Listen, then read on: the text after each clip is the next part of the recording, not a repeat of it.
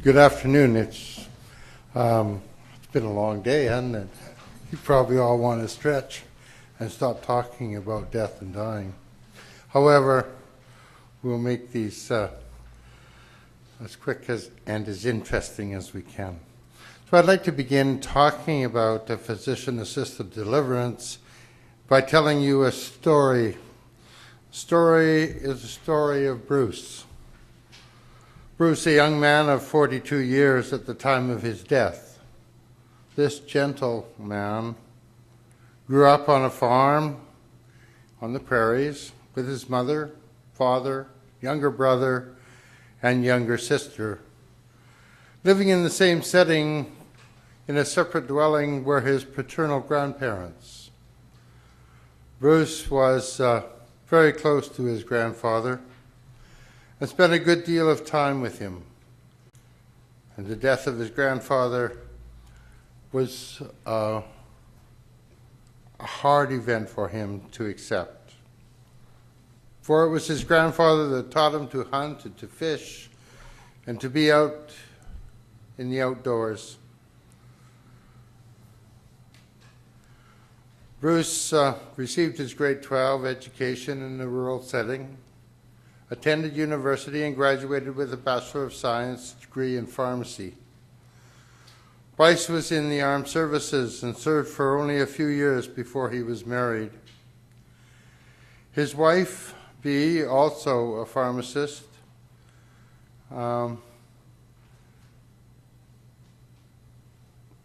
was part of the armed services as well.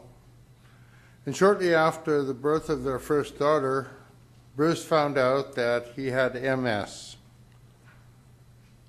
He was discharged from the armed services on medical grounds and moved to a small community in one of the prairie provinces, where he and his wife purchased a drugstore.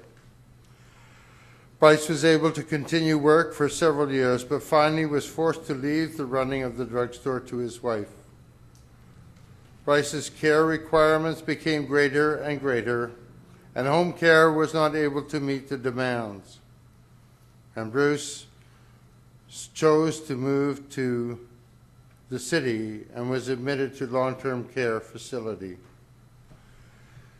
His wife continued to manage their drugstore in the small town, which was approximately 2 hours from the city.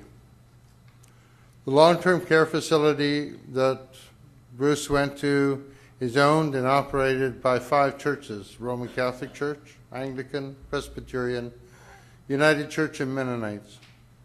The facility is a progressive facility and had a deep-rooted philosophy which is grounded in the rights of the residents to make their own decisions and to have a direct say in the running of the facility. Bruce lived at the long-term care facility for a period of 2.5 years before his death. During the last 4 months of his life, his condition deteriorated rapidly, and he became very dependent on staff. And 10 days before his death, Bruce chose to refuse any nourishment or fluids. During the preceding year, before he had made this decision, Bruce engaged in counseling concerning a number of issues, as well as the issue of suicide. In these counseling sessions, I was the one that was doing the counseling because I was the director of pastoral care for the facility.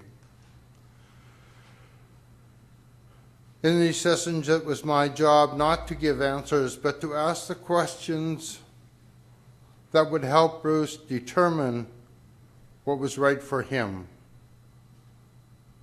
Bruce struggled with the issue of asking for assistance in his dying, but in the end decided that he could not ask another person to take his life, and that for him this was a moral choice that was not acceptable.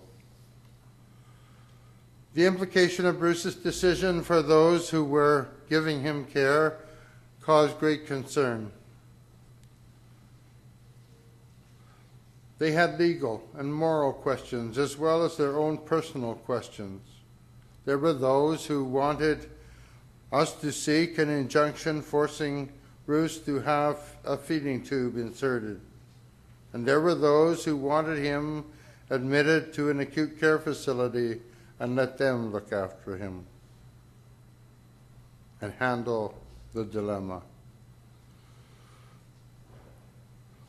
We had a short period of time. I tried to organize sessions for the staff to provide education and in terms and also counseling. Since Bruce did not announce his intention prior to his decision, we weren't that prepared for it. It was not until the second day of his refusing fluids and nourishment that we realized that Bruce was committed to ending his life at that time. I confirmed with him his intention. I asked his physician to speak with him, who also confirmed his decision. Bruce was fortunate in having a physician that was caring and compassionate. Just while we use those words, it's really interesting to note that the words caring and compassion come from the root word, the kara, the Celtic word, which means to cry out with. That is, not to do for, but to be there with.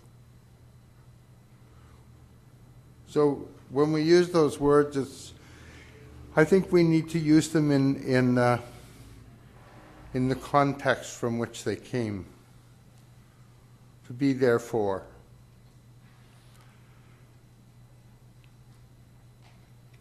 But Bruce's physician was caring and compassionate and understanding of Bruce's decision. And after some time, he committed to Bruce that he would help to control pain as necessary. Bruce's family was called and they came to be with him. I spent time with Bruce's wife and daughter, as well as with his mother, father, sister, and brother during the next few days. And they were with Bruce all of the time. They were dealing with issues that they had. They were dealing with the joy of living in their relationship. They dealt with the fact of saying goodbye. These days for Bruce were precious. He was conscious right till a couple of hours before the end. And he accomplished much with his family in terms of helping them to understand why it was he was doing what he did. Bruce died peacefully and with dignity. He was surrounded by his family who came to terms with his decision. And it was a gift that he gave to his family. There are things that we certainly learn from the story of Bruce. There's no doubt that Bruce asked about suicide. There was concerns and discussions around having maybe medication, because certainly he knew what medication he would need to end his life sooner. There were questions about his faith in relationship to suicide. But in the end, what really caused Bruce to decide against even asking someone else to kill him was that the act itself could cause that person pain for a long time.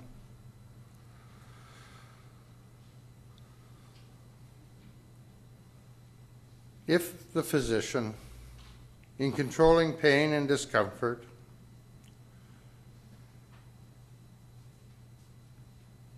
and that is the intent of the physician, to treat, even if it may cause death or hasten death, then that is one thing. But I really believe that it's a different thing to ask someone for that one shot that ends one's life. It's not just for the moment.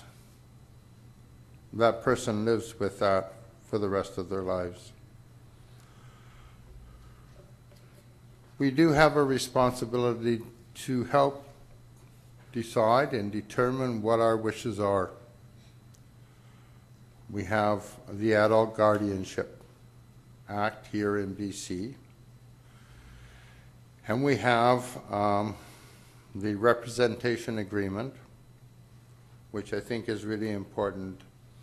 I guess one of the things that, in relationship to that, is that we really need to help people complete these documents, particularly the Representation Agreement, Section 9. Because I'll tell you that I would really want the person I chose to be making the decisions for me if I wasn't able, and taking into account all of the circumstances around that death. One of the other things that I think that we certainly learned this afternoon is the whole notion of counseling and support. The need to communicate, but not communicate just with words, to communicate with our hearts, our ears, and our whole being. The dying person needs to be understood, needs to be supported, needs to have love. Thank you.